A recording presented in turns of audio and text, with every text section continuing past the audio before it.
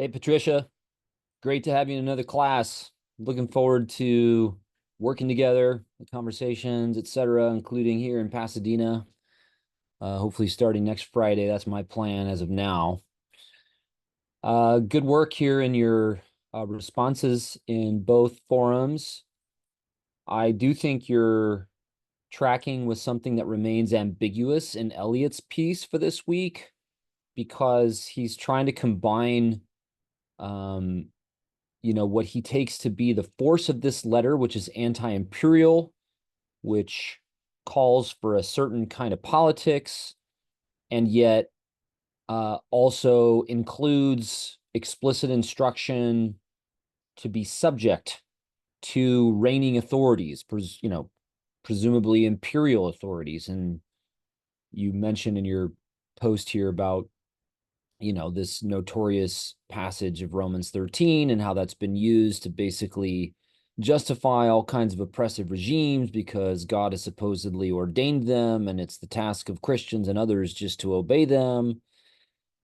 So Eliot, I think, is attempting to basically show how whatever Paul means by remaining subject to authorities, it doesn't mean obeying everything they tell you to do. It must somehow uh, work with what he teaches about the spirit, which is this breath of God that feeds the liberation, the freedom of the human. So I don't think he develops it more than that. And he will, unpack this later. And you're right, we're going to touch on this somewhat directly when we get to Romans 13 ourselves. Um, I will just say in a summary way that I think that not resorting to lawlessness, not becoming cynical, uh, maintaining a certain kind of respect, even for corrupt authorities, is for Paul part of the revolutionary politics of the Messiah. It's hard to articulate that right, I think, depending on the context, without effectively reinforcing bad power. So I don't want to do that.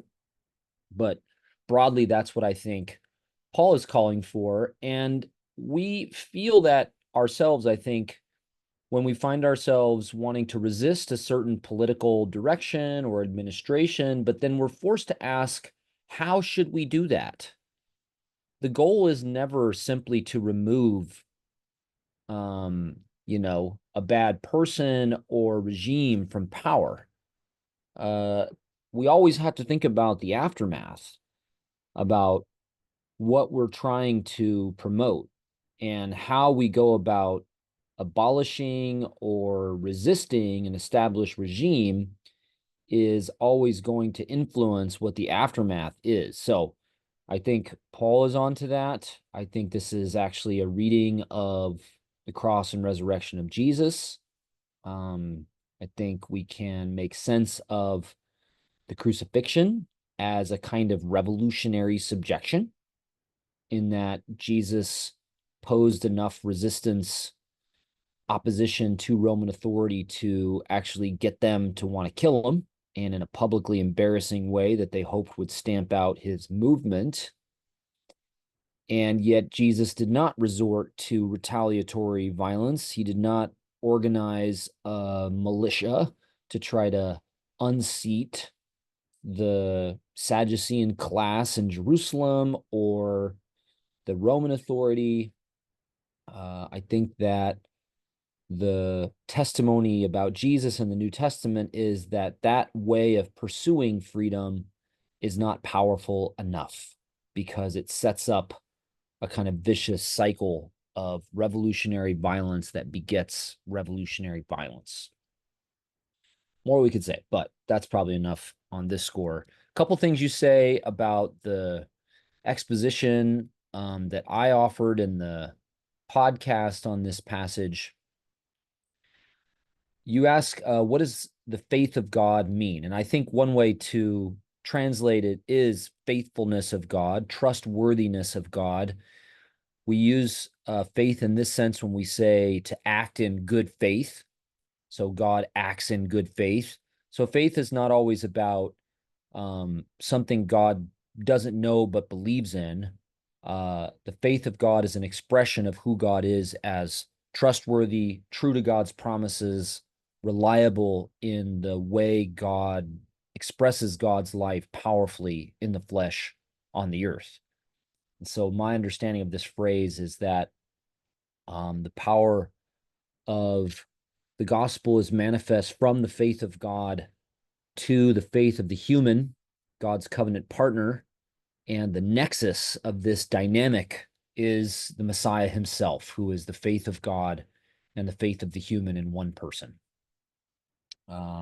So one place where you get this exact phrase, faith of God, is a little bit later in Romans 3:3. Paul is talking about how the way God judges all equally does not mean that there isn't an advantage in some sense to being the chosen people of God. And so he asks a rhetorical question that says, will the unfaithfulness of some nullify the faith of God? That's the literal kind of rendering, but we could equally translate there faithfulness of God. Will the unfaithfulness of some nullify the faithfulness of God? So hopefully that's helping us kind of get at this term in Greek pistis that involves faithfulness, trustworthiness, reliability, truthfulness, these kinds of things. I worry a little bit, for reasons we can say more about next week, about the tendency to think of sort of concrete actions of human faithfulness as themselves the same thing as faith. Because part of Paul's argument with this term is that human beings, the gift of faith that they receive is something that is not verifiable according to certain works or credentials that might be supposedly codified by the law. So it's important actually that there be something about faith that is not measurable. And often when people say, faith is the same thing as faithfulness, they mean implicitly that there's some criterion of adequacy to faith that needs to be demonstrated in order for the faith in question to be authentic. And I worry about that.